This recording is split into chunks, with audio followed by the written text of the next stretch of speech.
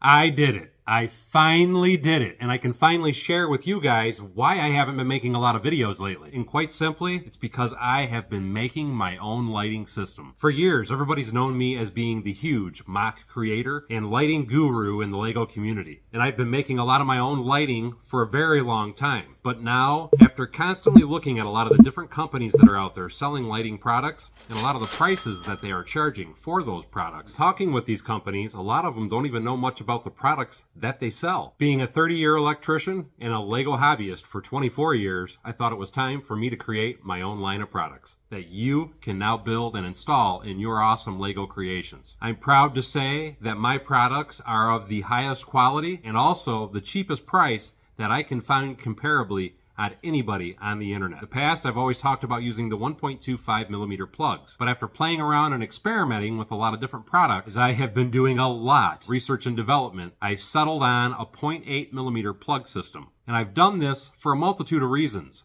Number one, it is the easiest plug that I have found to work with when wanting to hide your wires and plugs, as it physically slides through any LEGO part you can think of. Number two, the way the wires are made, everything is a twisted pair.